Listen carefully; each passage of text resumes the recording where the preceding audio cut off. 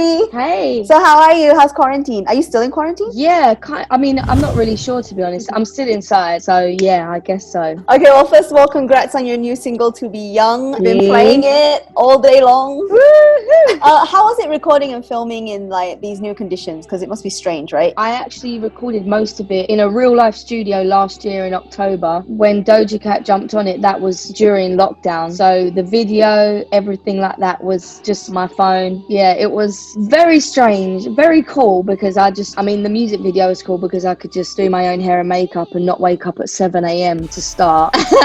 That sounds good.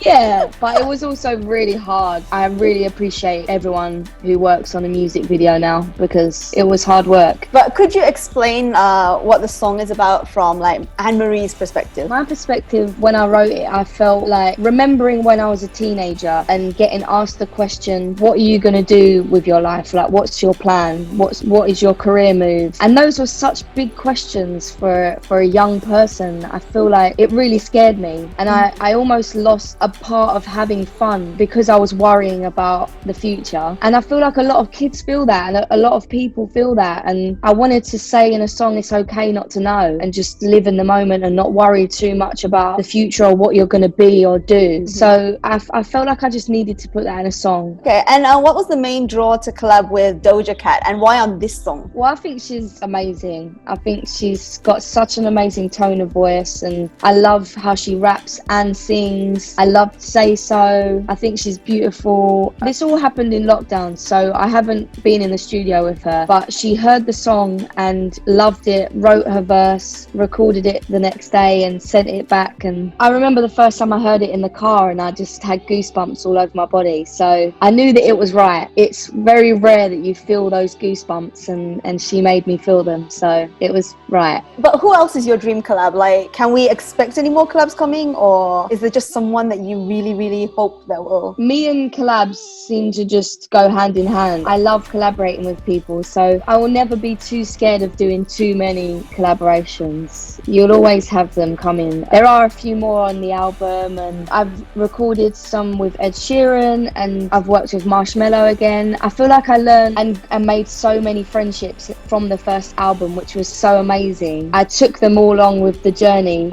for this second album, so it's pretty cool to hear the growth between the two albums and who I did it with. Okay, and you've said before that your songs are like real life stories, right? And mostly written in the car, I think you said. So this year's been a strange one. Are there any songs that you've written about any of the things that happened yet? I mean, there's been a few songs that I've done, but I've had to really try and think out the box because I don't want to just write a song about being locked inside because that's quite a scary song. I feel like in some ways I've been trying to really write about being free and having that moment of freedom because I've wanted to feel that so much, and I'm guessing a lot of people have felt a bit trapped inside. So I've almost been trying to think outside of it and get inspirations from outside, and obviously I haven't been able to live things to write about, so I've been having to really it's been a big learning curve with my writing, I think, because I haven't been able to do how I normally do. So yeah, it's been about trying to find that freedom and I guess I don't know what the word is, but just trying to feel good. Are we going to get the follow-up to 2002 and be like 2020 instead? Yeah, I'm not sure how those lyrics will sound. quite strange. It'd be interesting. Okay, so I want to talk to you about AM2 so far. So for birthday, what was your favorite birthday celebration so far? I've spent a lot of them on tour, so celebrating birthdays around that whole experience was really cool. Like being on tour with Ed Sheeran, and it was beautiful. But also I was really nervous about this birthday in lockdown because I was on my own and I was so nervous about it, but it ended up being so amazing. One of my best birthdays, I think, because I saw all my friends on Zoom. Zoom has been like my best friend. I also did like a YouTube live show where I sang some songs and celebrated my birthday with everyone on the internet. So I feel like it was my biggest birthday spent at home on my own. Which is the weirdest contradiction ever. I really loved it, and it reminded me how important people are. Sometimes I think, I just want to be on my own, I want to get away, and I really took for granted the human connection that I need and people need, and I feel like this birthday definitely reminded me how much I need to appreciate humans.